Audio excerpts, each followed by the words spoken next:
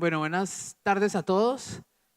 Muchas gracias por la invitación. La Unidad de Planeación Minero-Energética ha venido trabajando de la mano con el SENA en varias iniciativas, entre ellas acá en La Guajira en los planes de energización rural sostenible, junto con otras entidades de gobierno y otras entidades en el país, y tiene una historia de participación en este tipo de eventos y pues nos complace, y desde el director de la unidad, Jorge Valencia, les envío un mensaje de agradecimiento por la organización de este evento y por invitarnos a participar.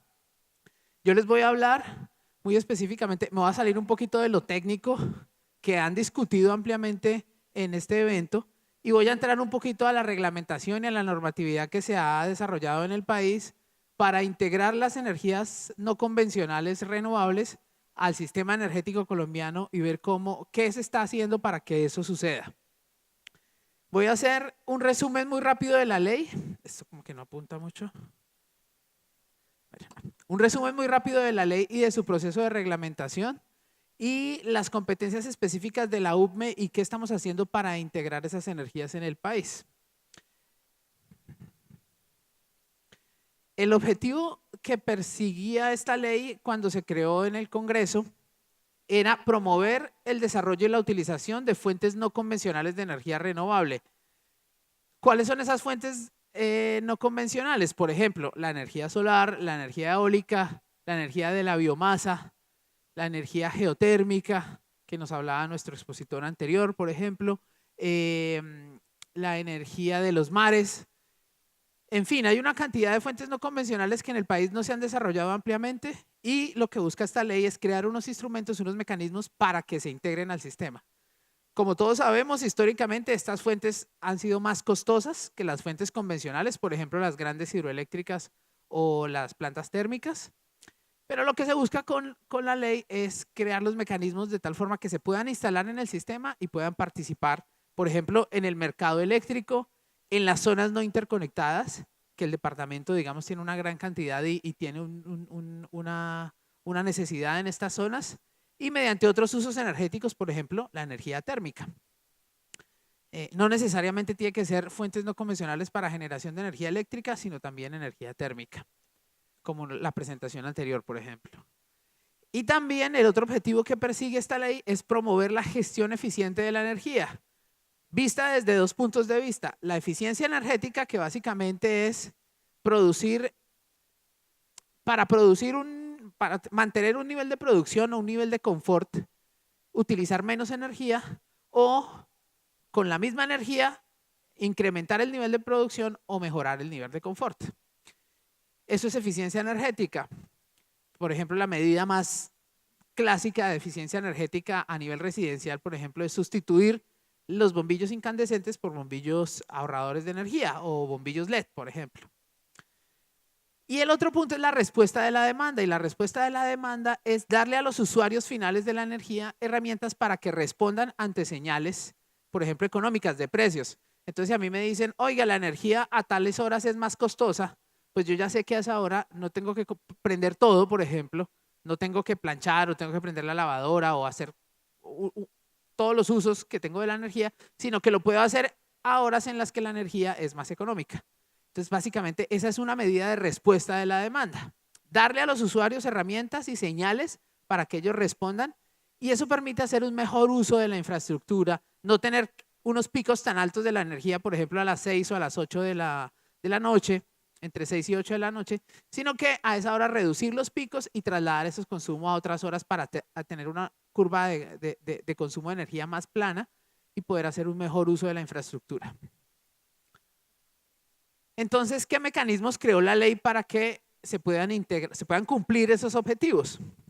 Básicamente permitió que la figura de los autogeneradores, que son usuarios de energía que producen energía localmente y se autoabastecen, que esos usuarios pudieran entregar excedentes. Anteriormente, antes de esta ley 1715 del 2014, cuando un autogenerador producía energía, solo lo podía hacer, mejor dicho, solo podía utilizar la red eléctrica para obtener respaldo cuando su planta se dañaba. Entonces él se abastecía de la red. pero si le llegaba a sobrar energía de su proceso de producción de energía, él no la podía entregar al sistema, él no la podía vender.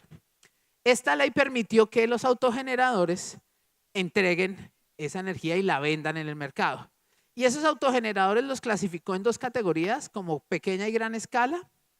Y digamos que para cada uno de ellos definió unos mecanismos para entregar esa energía, para poder venderla. Además, creó la figura, o introdujo, que ya estaba creada, sino que introdujo en la normatividad colombiana la figura de generación distribuida, que es una generación que, contrario a las plantas convencionales, que son grandes plantas hidroeléctricas, grandes plantas térmicas, que están alejadas de los centros de consumo y que producen la energía y esa energía se transporta a largas distancias a través de líneas de transmisión, redes de distribución.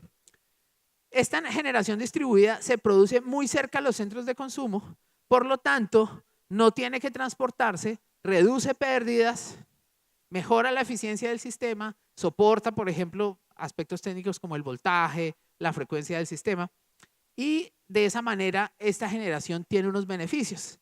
Y la ley dijo, mire, la generación distribuida cerca a los usuarios tiene que remunerarse con base o teniendo en cuenta los beneficios o costos que trae para el sistema. Si reduce las pérdidas, si mejora la confiabilidad, etcétera, se debe tener en cuenta. Entonces, estos fueron dos mecanismos que se crearon para integrar este tipo de fuentes no convencionales. ¿Y en qué aplica? ¿De qué forma aplica? Por ejemplo, alguien que en su casa quiere instalar un panel solar podría, por ejemplo, en los momentos en que le sobre energía, venderla al sistema, venderla a la red. Y de esa manera, digamos, promover esa integración.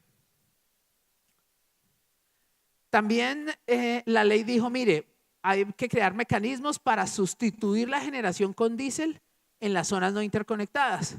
Entonces vemos que normalmente en las zonas aisladas, como el caso de la Antártida, la generación, digamos, más robusta y más confiable podría ser el diésel, pero tiene una cantidad de efectos, por ejemplo, en el medio ambiente o a nivel de costos. Es muy costosa y es una generación que emite gases de efecto invernadero, CO2.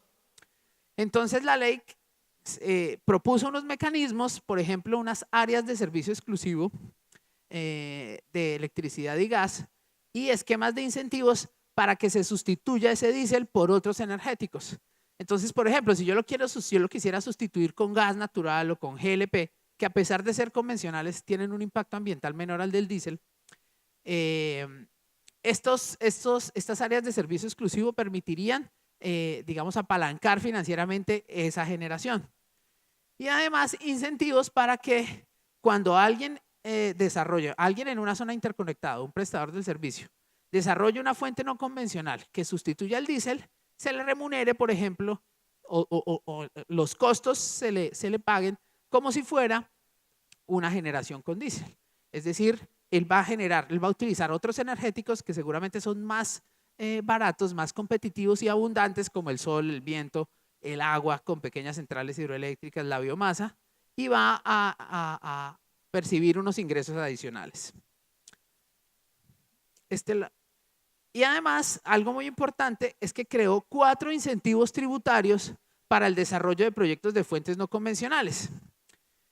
Entonces, básicamente, dijo, mire, quienes declaren renta y desarrollen proyectos con fuentes no convencionales, la mitad de las inversiones que realicen en esos proyectos las pueden deducir de la renta y al final van a pagar menos impuestos. Ese es un primer incentivo, la deducción de renta.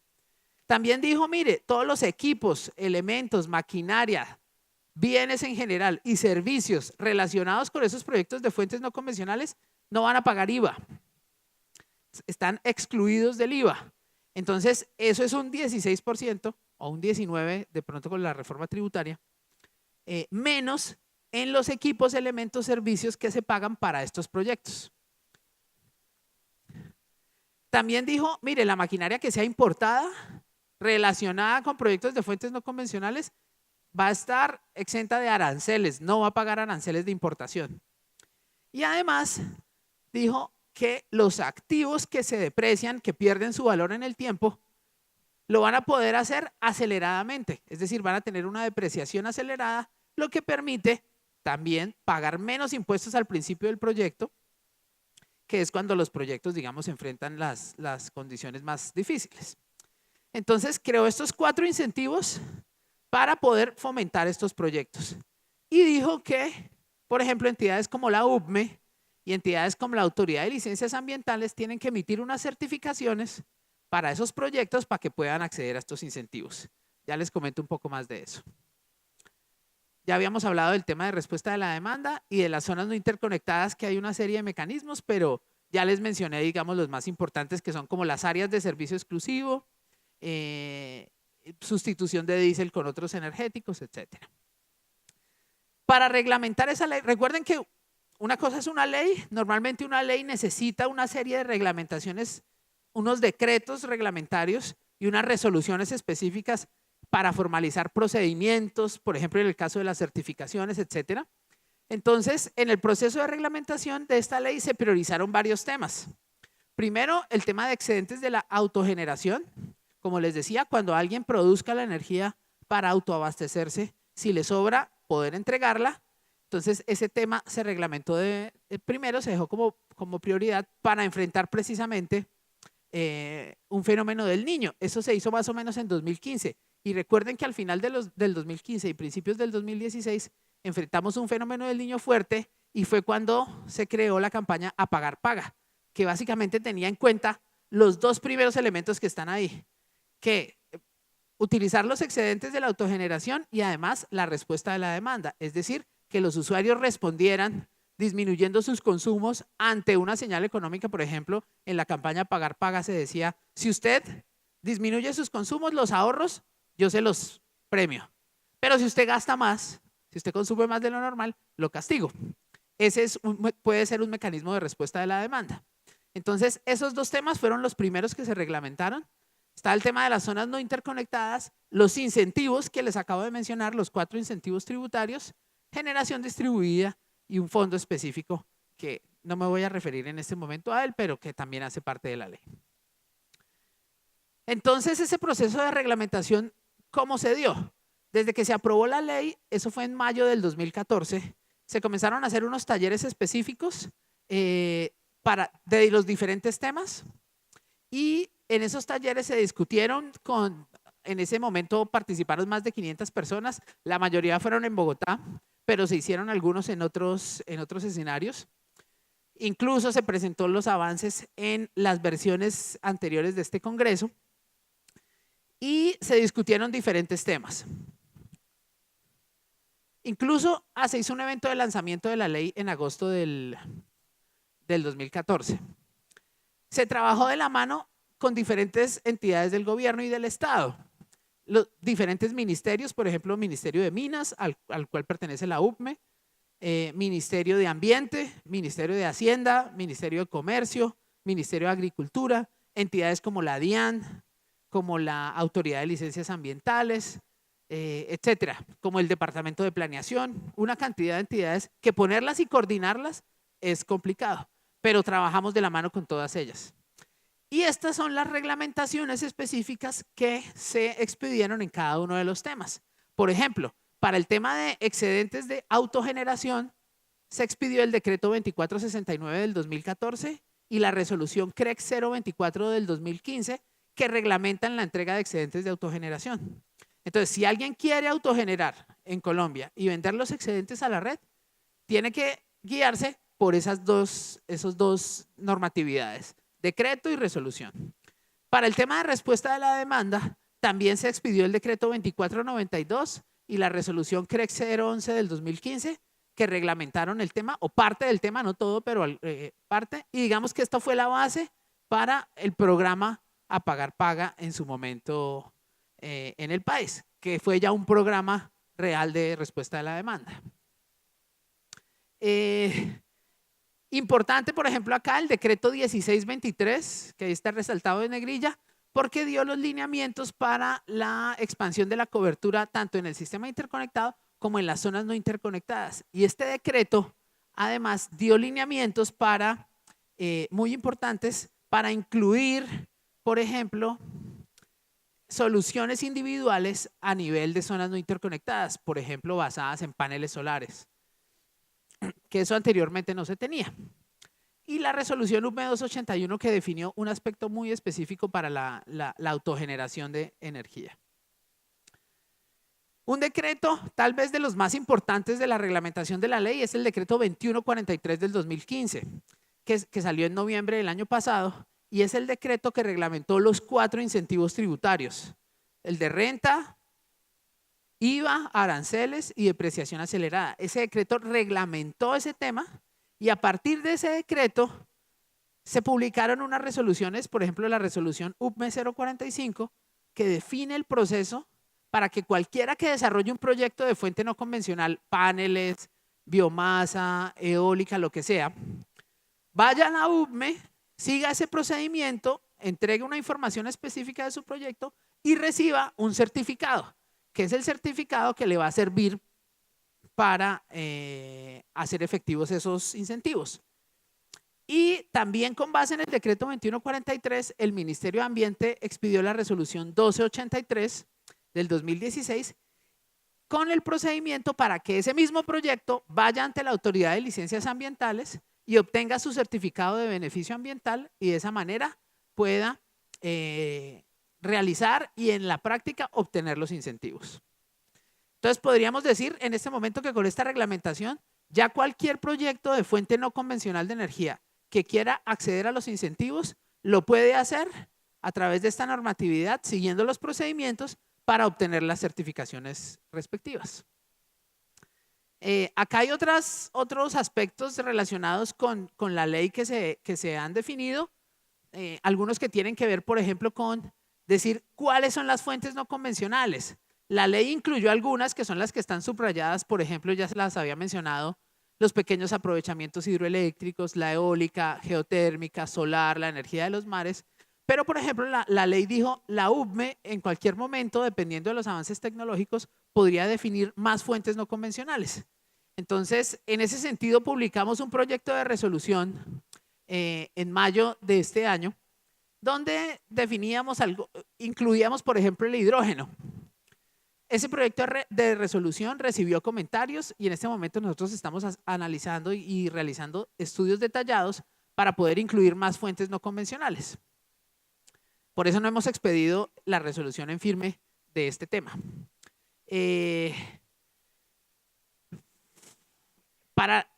¿Recuerdan que cuando vimos la grafiquita de autogeneración había 2 categorías, pequeña y gran escala?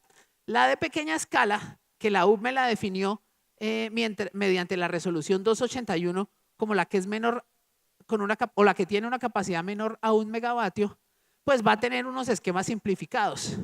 Entonces la idea es que por ejemplo, alguien en su casa que quiera entregar excedentes sea muy fácil y no tenga que realizar los mismos trámites que realizaría cualquier generador.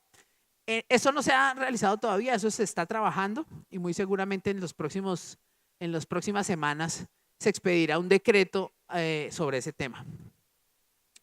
Esto ya se los había mencionado, los talleres. En la página, nosotros, la UPME, debido a la ley, tiene una competencia de hacer divulgación masiva y focalizada de estos temas.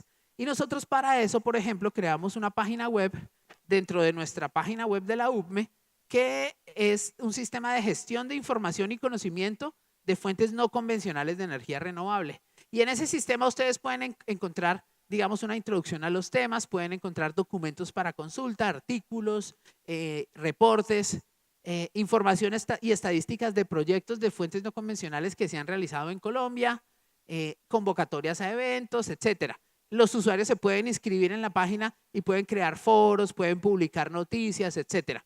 Hay una cantidad de cosas. Y acá hay una serie de cifras del tráfico que ha tenido esta página y ha tenido un impacto importante. Publicamos en la UPME, con aras de cumplir esa labor de divulgación, un informe técnico de integración de energías renovables no convencionales, donde había un análisis de las barreras que enfrentan estas energías, los instrumentos que se pueden utilizar para remover esas barreras y una estrategia de desarrollo a mediano y largo plazo para estas energías. Y acá hay una serie de recomendaciones que ese estudio arrojó. Pueden bajar el estudio de la página web de la UPME. Esto es muy importante porque eso lo estamos haciendo actualmente y esto está en ejecución y es una que elaboramos una guía, una cartilla muy didáctica para quienes quieran aplicar a los incentivos de la ley 1715. Esa guía la pueden bajar de la página web de la UVME, se llama Invierta y Gane con Energía, y es una guía práctica para la aplicación de los incentivos. Y esta guía se está divulgando en una serie de talleres que hemos venido realizando desde octubre y durante este mes, y vamos a finalizar el 22 de noviembre con un taller virtual.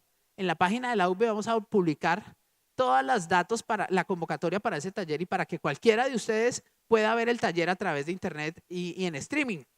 Entonces, esto es muy importante. Y es una forma muy fácil de ver todos los procedimientos y toda la normatividad relacionada con los incentivos y cómo aplicar a ellos. Entonces, esa guía, como les digo, la pueden bajar de la página web de la UVME. Bueno, hay una serie, una lista.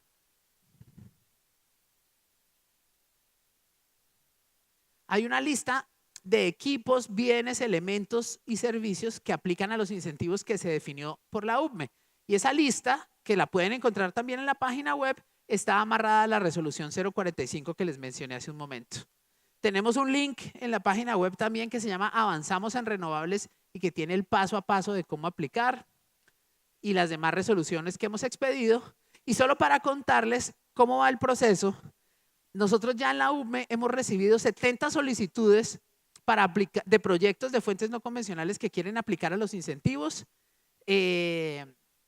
Más o menos de esas 70, 54 son de proyectos relacionados con energía solar fotovoltaica, el 77%. También hay para pequeñas centrales hidroeléctricas, proyectos de biomasa y de biogás, solar térmica, por ejemplo. Incluso hay de energía geotérmica. Y me parecía interesante las bombas de calor que mencionaba nuestro expositor anterior, porque ese elemento está en la lista de bienes y servicios que pueden aplicar a los incentivos. Entonces, es importante que tengan en cuenta esto y ya estamos haciendo esto en la UVME, entonces ya cualquiera puede aplicar. Básicamente era eso. Muchas gracias, disculpen la brevedad.